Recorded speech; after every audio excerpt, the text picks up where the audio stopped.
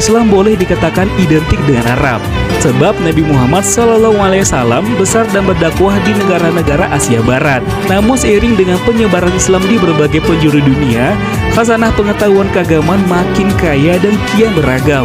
Nah, sebagai pewaris Nabi, ada banyak ulama-ulama yang justru lahir dari luar Jazirah Arab, termasuk dari Indonesia.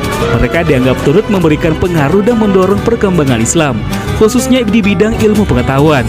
Nah, di video kali ini kita bakal bahas tentang beberapa ulama Indonesia yang mendunia, yang referensinya kita peroleh dari medcom.id. Siapa saja ulama Indonesia yang mendunia? Nah, buat yang penasaran, tonton aja videonya sampai habis ya. Jangan di-skip, agar kita bisa menambah wawasan kita tentang Islam di Indonesia. Dan selamat datang di akun channel YouTube Kreatif Hamdi.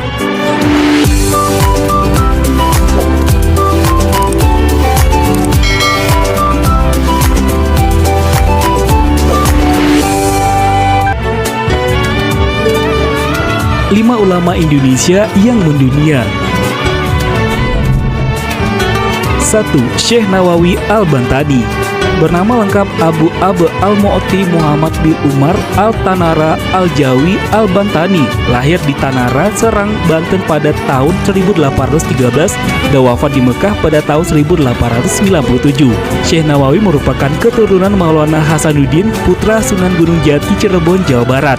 Nawawi kecil juga mendapat tempahan pengetahuan agama langsung dari sang ayah.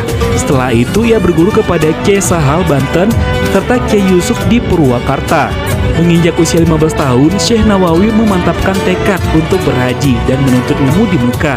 Di Mekah, Nawawi berguru dengan banyak tokoh penting dalam dunia Islam, antara lain Syekh Syahid Abdul Nahwari, Syekh Junaid, dan Syekh Ahmad Dimyati. Syekh Nawawi juga sempat berguru kepada Syekh Muhammad Khatib dan Syekh Ahmad Zaini Dahlan, dua ulama besar di Madinah, Arab Saudi. Kematangan dan kecerdasannya diakui setiap guru yang ia temui. Bahkan di taman ulama asal Mesir Syekh Umar Abdul Jabbar dalam karyanya menyebutkan Syekh Nawawi sebagai sosok yang produktif dan menguasai berbagai cabang ilmuwan. Hingga akhir hayatnya, Syekh Nawawi berhasil menulis ratusan judul kitab yang menjadi rujukan ulama-ulama di Jazirah Arab dan Asia Tenggara. Di Indonesia, karya-karya itu menjadi kurikulum wajib di pesantren dan madrasah. Produktivitas Syekh Nawawi membuatnya dijuluki Bapak Kitab Kuning. Murid-muridnya pun tersebar baik di Mekah maupun di Indonesia. Tokoh-tokoh Indonesia yang lama berguru kepada Syekh Nawawi antara lain pendiri Nahdlatul Ulama atau NU Kyai Haji Hashim Asy'ari, pendiri Muhammadiyah Kyai Haji Ahmad Dahlan, dan pendiri Matlahul Anwar Kyai Haji Mas Abdurrahman. 2. Syekh Ahmad Al-Minangkabawi. Lahir di Kota Tuwo, Balai-Gura, Ampeangke, Agam, Sumatera Barat pada tahun 1860 dan wafat di Mekah pada tahun 1916. Syekh Khatib bernama lengkap Al-Alamah Asy Syekhul Ahmad Khatib Rahimullah bin Abdul Latif bin Abdurrahman. Masa kecil Syekh Ahmad Khatib diisi dengan gembelengan Syekh Abdul Latif, ayahnya sendiri. Baru pada usia 10 tahun, ia dititipkan ke beberapa ulama besar di Mekah. Syekh Khatib dikenal jenius dan rendah hati. Ia tercatat sebagai orang non-Arab pertama yang dipercaya menjadi imam besar di Masjidil Haram Mekah. Di tangan Syekh Khatib lahir ratusan karya, dan di antara beberapa judul bukunya sering dijadikan rujukan oleh ulama di dunia. Di Indonesia, banyak tokoh besar pernah belajar kepada Syekh Khatib. Abdul Karim Amrullah atau Haji Rasul, ayah dari Buya Hamka, Kyai Haji Hashim Asy'ari, serta Kyai Haji Ahmad Dahlan. 3. Syekh Muhammad Yasin Al-Fadani.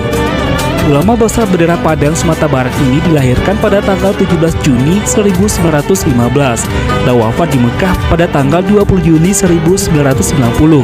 Syekh Yasin mengawali pendidikan agama dari Syekh Muhammad Isa Al-Fadani. Lepas menimba ilmu dari ayahnya sendiri, Syekh Yasin melanjutkan ke Madrasah Al-Tawtiyah di Mekah. Dan setelah dewasa, ia pun mendirikan Madrasah Darul Ulum Al-Diniyah dan mengajar di Masjid Al-Haram. Soal karya, Syekh Yasin berhasil menulis 97 kitab, yang paling dikenal berjudul Al-Fawaid Al-Janiyah. Buku itu menjadi materi silabus dalam mata kuliah Ushul Fiqih di Fakultas Syariah Al-Azhar, Kairo, Mesir. Ulama besar Al-Alamah Habib Al-Segaf bin Muhammad As-Segaf menjuluki Syekh Yasin dengan sapaan Sayuti Zamnihi atau Imam Sayuti pada zamannya. Ulama asal Hudramaut Yaman itu mengaku terkagum-kagum atas keluasan ilmu sosok berdarah Minang tersebut.